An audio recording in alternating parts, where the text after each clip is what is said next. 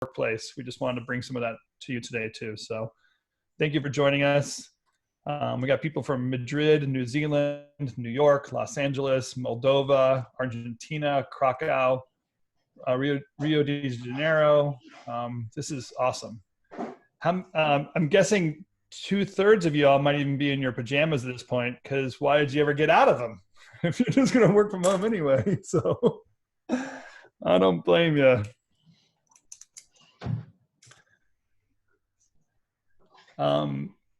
I am, Joel, are you hitting the record button on your side then? Just so we have yeah, started? I hit record, so we are now recording, and we're 2 minutes from top of the hour. So let's give everybody a little grace, because I'm sure some people are going to show up exactly at the top of the hour, the very second, and we don't want them to miss out.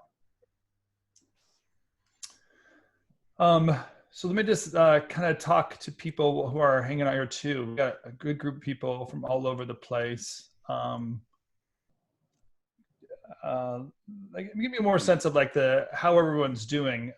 Here in the US, it seems to be the most confusing part is how often the information is changing, almost hour by hour, day by day, and it's not changing necessarily for the better. It seems like every day or every half a day, more and more of our freedoms are being removed. Like Connor, recognizing what's happening in San Francisco. So anybody want to kind of just throw out 2 or 3 words of, let's just do this. Let's just create a couple of words of what we're thankful for. Everyone just throw something in there of like something that we can see that's positive and we're thankful for, even in this time of unusual climate. I'm going to add something myself right here. I'll say I'm thankful for our hyper-connected world, because if we were going through this experience a generation ago without the internet, wow. Love it. Thankful for Slack and Google Meet. Thank you for our community, business partners, associates.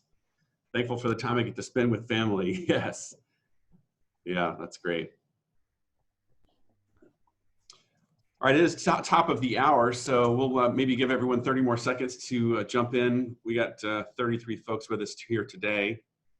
And Tim, I don't recall, are you going to kick this off? Am I kicking this off? Let me start us off. Okay, let me stop the share. So now that you are full screen, people can see your beautiful face in all of its glory in high definition. Oh, thanks to Ziul. How wonderful. Yeah. Hey, everyone. Thanks for joining us today. Joel and I do this weekly routine of recording a RevThoughts. Usually we just put it out there as a podcast, but we thought we'd do something special today and continue to do it every day of this week, and maybe even continue next week. We just wanted to put it out there, do a live recording for you, just to get some connectivity happening within our communities. I think many of us know that the world is kind of a different place, hour by hour, day by day, wherever we're sitting. So we just wanted to be here with you all, having a conversation. And then today is really inspired by Marcel, who reached out to me yesterday and just asked, hey man, how are you doing? And it was so great to talk to you yesterday, Marcel. Just maybe an hour and a half, we just talked about through all the issues that we see, what our thoughts are, some of the frustration that seems to be inconsistent in different areas. So I invited Marcel to be part of this day too, just to, again, do what we can to make some connectivity. But before we get started, Joel. I was just going to say, let's let Marcel say hello to everyone, and also I'm going to say thanks for being here, buddy. Yeah, no, it's my pleasure. It was great to, catch up with you yesterday, Tim. I think I've been trying to reach out to my friends and just like asking them, how are they doing, because once you go, back home and work remote, so a lot of things go through your mind, and then you're like, oh, am I locked in this place now? Is there like how other people are feeling? So that's interesting. So I'm trying to reach out to people to ask them, what are they feeling? What's the deal? How do we deal with all of this craziness? So, but yeah, it was like an hour and a half conversation yesterday, and then we're here now to talk about it. Yeah. Yeah, thanks for the motivation, Marcel. And Tim, this one's for you. I was going to say, to start us off, I have to say to everyone, happy St. Patrick's Day. If you know the name of my kids, Connor, Brendan, Seamus, Declan, and Clancy, you know that there's some ritual around this St. Patrick's Day. It's been a big holiday for me growing up with my family. And some of what I feel in this weird time is that lack of connection to those rituals. So happy St. Patrick's Day to you all. And I hope you're enjoying it in one way or another, feeling lucky like I am.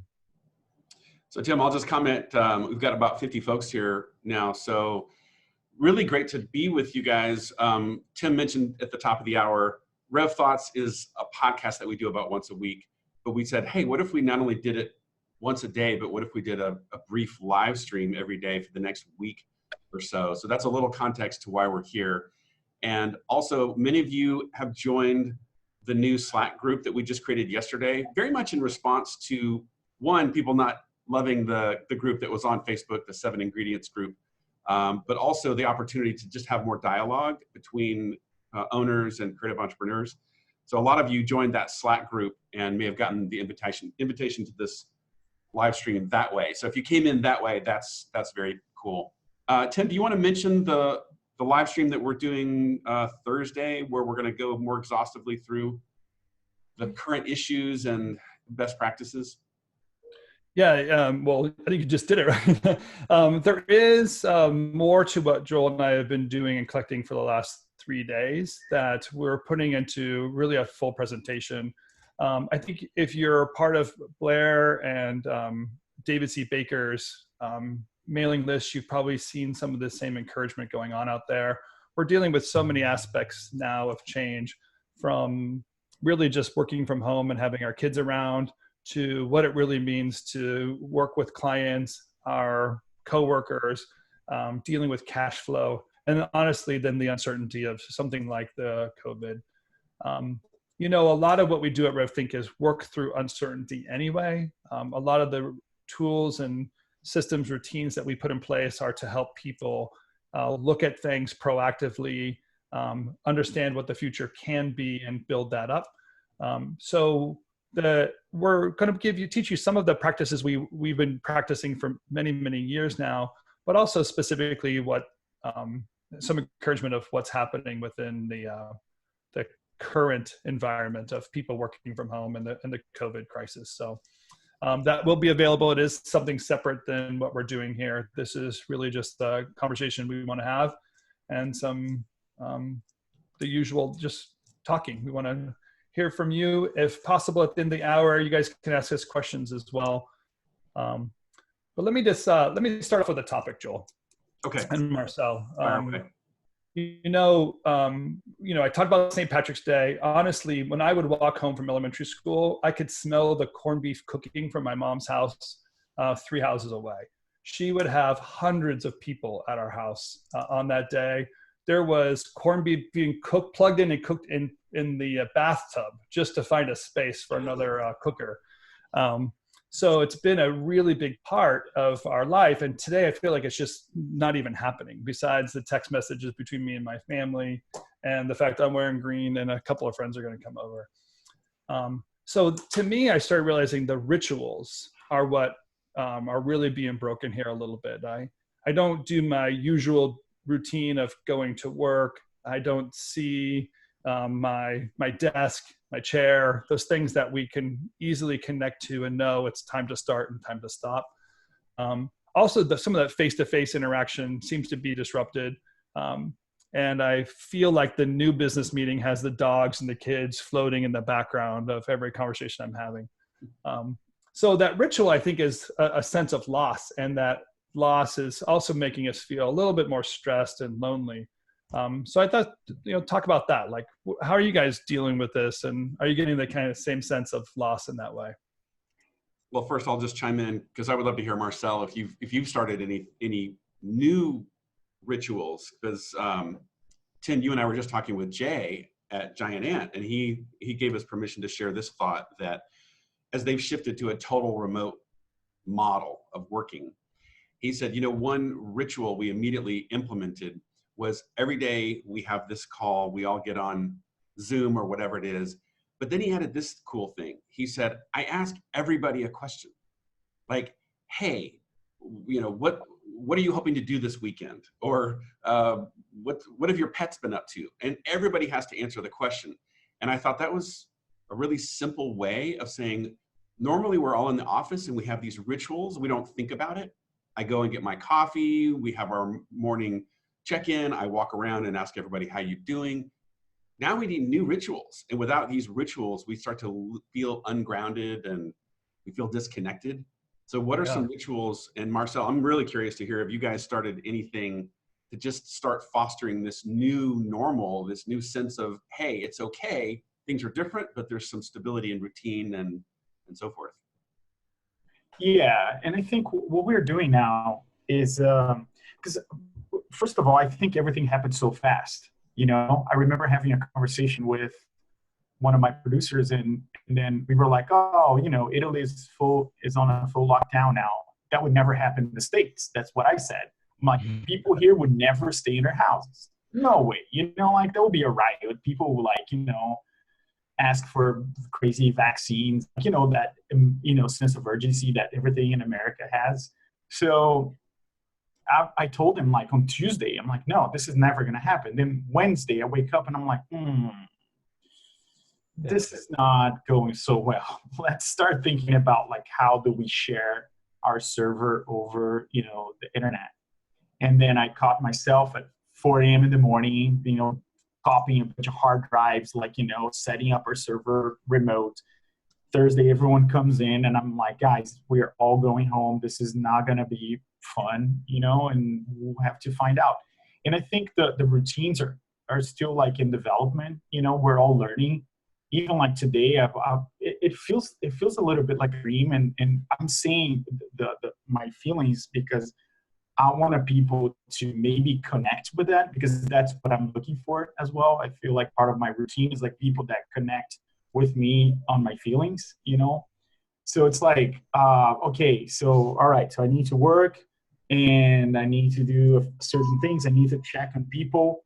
I think I'm still discovering that, you know, but and then I'm missing people. I'm missing, like, that what you're saying, Tim, like seeing the human interaction, you know, just seeing each other, talking, or even go to lunch together and all of that. And I think it's going to get worse, like, you know, a little bit, like, over the next few weeks. But I think, and also it's a good opportunity for us to think, like, how important those little things are, you know, that you miss, like your freedom to do stuff. So, you know, we're all learning at this point. We're all trying to find our routines. You know, I'm trying to keep the same routine as I would go to work. So wake up, come in here, check my email, start getting, you know, work done. And I feel like I'm a little bit more productive from home. I'm distracted so much. But it's, I think that's the new reality, and we're all learning how to do that. By the way, I was going to mention, everyone, on Zoom, we're using this webinar format. So if you want to chat, just raise your hand. There's a raise your hand button or feature, I think, in the chat, or somebody help me out. But feel free to raise your hand, and then we can bring you into the conversation and you can talk with us. So, but Tim, go ahead. You were going to respond to Marcel.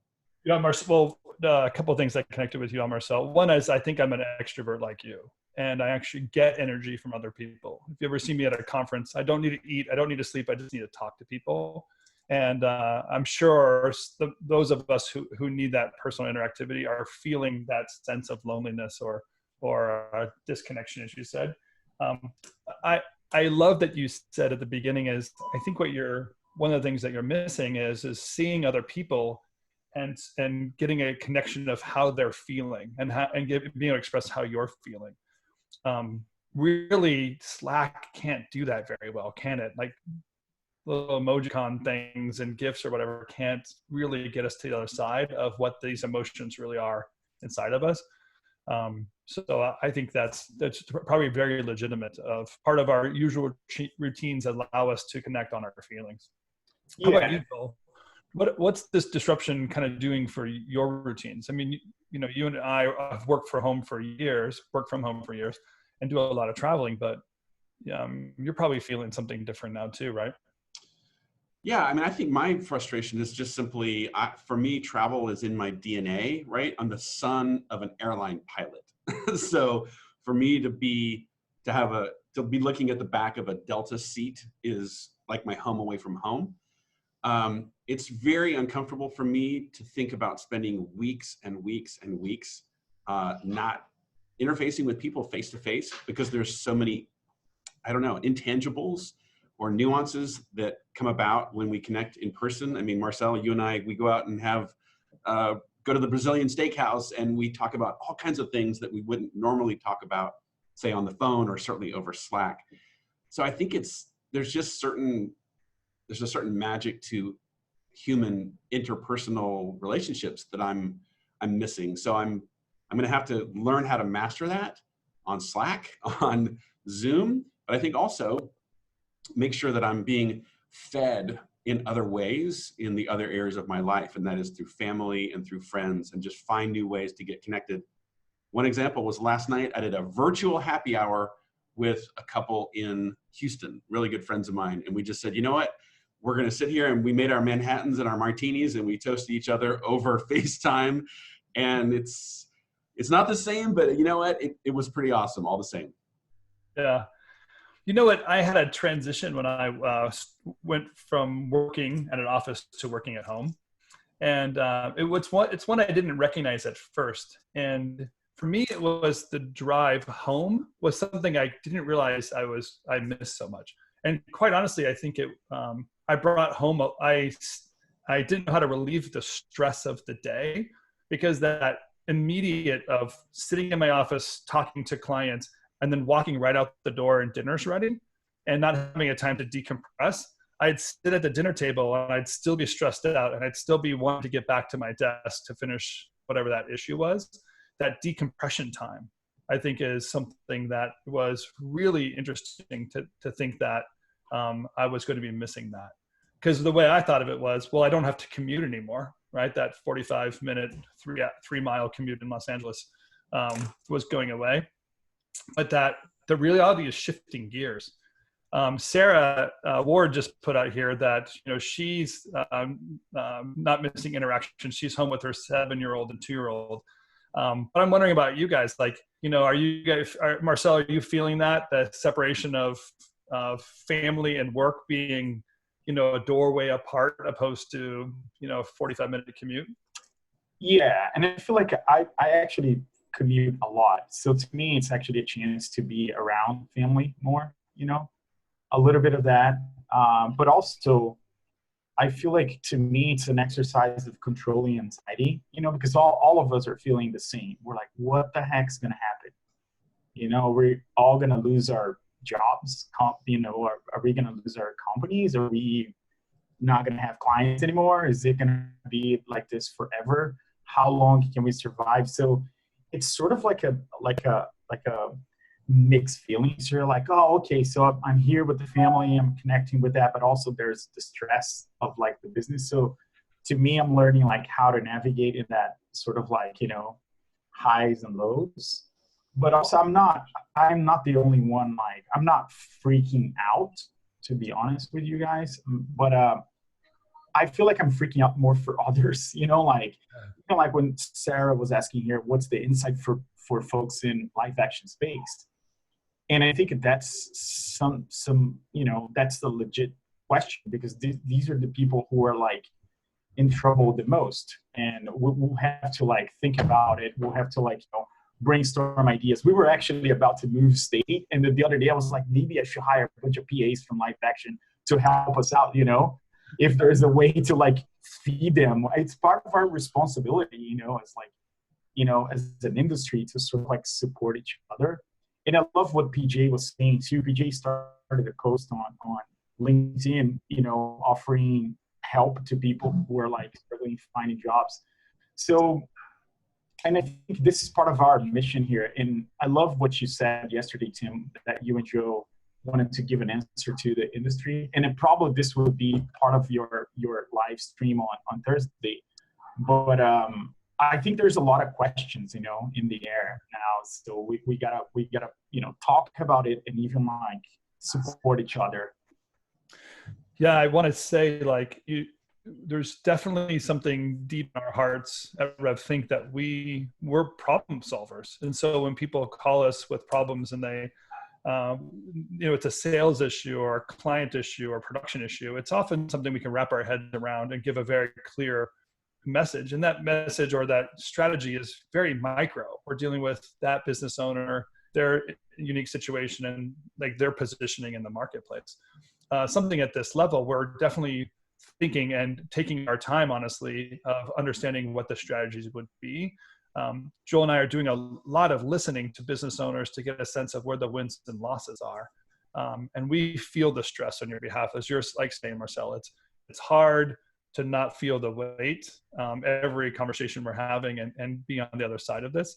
And to me, I that thought of what we do with each other is how we relieve the stress. So to be able to just turn on this, somebody said earlier, they're thankful for the internet. To just turn on these cameras and talk to each other has been really great.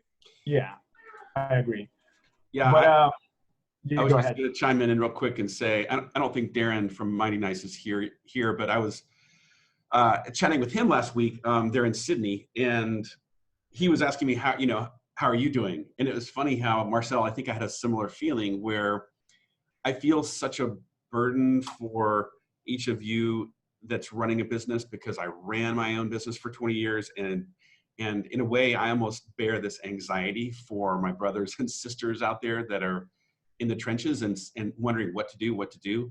And so it's my encouragement to say, let's talk about it. Let's figure it out. Let's start developing strategies. And that's, of course, what the live stream on Thursday will be all about. I think also, Tim, it's just worth mentioning that, some of the tools that you and I and the team have been working on behind the scenes to help some of the smaller studios and production companies gain some visibility into their finances and into production and some of that. Like, I wish those were like ready right now because everybody needs this, right? We need to look at reports. We need to look at a dashboard and say, okay, what are the decision points in front of me? And we'll talk about some of those best practices day after tomorrow. So that there's a lot more conversation to come. I guess that's all I'm going to say. There's a lot more to talk about, and we'll just do this every day until we're all in a good place or happy or sick of talking to each other. Yeah, Joel, I as you know, I wish I didn't have to sleep very often anyway, but this is definitely one of those weeks where I wish I had 5 more hours in the day to kind of keep those tools moving forward. What we're talking about really is the idea of projecting things into the future and looking at the possible decision points that you have to make, being able to use some basic spreadsheets to do those projections. A lot of what we want to always do is forecast what's coming at us. And I find that if we make some time to do that forecast, it kind of puts our mind to rest, at least until the next time we do that forecast. So let me just, going back to rituals, let me just blend those two together and give an example of a ritual that I would encourage people to do for the next few days. And then maybe each one of us can throw, given it an idea, we'll go around robin twice on some ideas. But the first one for me is I'd say, I want you to transition into your morning with a routine. So wake up, take a shower, put your clothes on, go eat breakfast first, and sit down. And I want you to write your to-do list. I want you to this might be a time to open up that notebook that's been sitting on your shelf that you haven't had a chance to write in, and just start writing out what you're going to do in that day.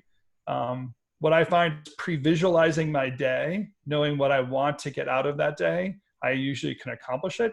And it gives me permission to stop working that day because I did what I was supposed to. And I leave tomorrow for tomorrow. So have your routine. I want you to start off in the morning. My encouragement is make that part of your daily routine. Who wants to go next? Marcel, you want to give us an idea? I can go next. I feel like to me, it's like keeping the same routines that I do at the studio. Of course, not being able to talk to people, but I also like when I come to this, room, I'm here to work and I'm here to like focus. So I'm trying to like keep that mentality and even like thinking about like new possibilities. And I feel like right now for the next, this is just my, understanding. For the next maybe like week or so, I feel like it's time for us to gauge how things will go, maybe like the next 2 weeks. So I'm trying to keep everything like, in place, like reaching out to my clients, talking to them, even asking them, how are they doing, in terms of like personal life. Are you guys working from home? Are you guys like, doing something different? And so what's going on? So I'm trying to keep that routine, check on people, getting to call my friends, asking them, how are they doing? So I'm trying to come up with that little bit of an exercise and also focus on getting to work. Because we at State, we're lucky that we have a few jobs in production now that we are like, full on. So we have to deliver. Clients are giving us feedback. So we're jumping on calls with clients. So everything stays sort of like normal, but I'm trying to come up with like something new that it's like checking on people, at least if I understand if I give like 15 minutes of my day to a friend who wants to talk, maybe he's just want to talk, I just want to listen, or maybe I want to talk to someone. So I'm trying to come up with that routine of checking on people. Yeah. Marcel, I'll just add one little piece of encouragement. If a person comes to your mind, don't ignore it. Just write a text and a message, just something very small. Yeah. But I find that small voice that brings someone to mind is not something to be ignored. So encouraging along the same lines as you, just put it to practice. Don't ignore it. Yeah. How about you, Joel? What's a routine that you would encourage? I would just encourage that thought called, when you have a thought, write it down, because there's going to be a lot of questions that come up just stream of consciousness. And if you want to bring those here every day, process them, it's amazing how much that's helpful. So get it out of your brain so that you're not spinning on it, especially all night long, as we call them at RevThink, your 2 a.m. issues. So get them out of your brain where it's like ruminating. Get it down on paper, bring it here, let's talk about it, let's brainstorm together, and this is how we're going to get through this together. We did start that Slack workspace, and inside that Slack workspace, we have different channels started so that the conversations don't get piled on top of each other. Some of them are related to COVID itself and how we're dealing with certain crisis within this moment. But we also broke out that conversation into different channels for sales, marketing, outreach. And what we want you to do is live within this community and see what you could explore together. So yes, bring it forward. We created a space for you to bring it forward. Please participate in that conversation all that you can. And Tim, I'm just gonna read here what Ryan Bramwell. Hey Ryan, what's up, dude? From Spill Added here, I think is beautiful. He says, tell at least one other person in your life or work what you love and or like about them or their work. Spread the positive energy and love. Yeah, man, you're gonna make me emo on this call in front of 80 people. So thanks for that. No, it's beautiful. Let's do one more round real quick before we have to wrap up, and maybe we can have a couple questions at the end. But another encouragement I wanted to put out there is leadership. Leadership is the person that brings hope to a group. So part of your daily routines, I want you to recognize who you are as a leader and to really be able to visualize a future that it can be true for the people around us.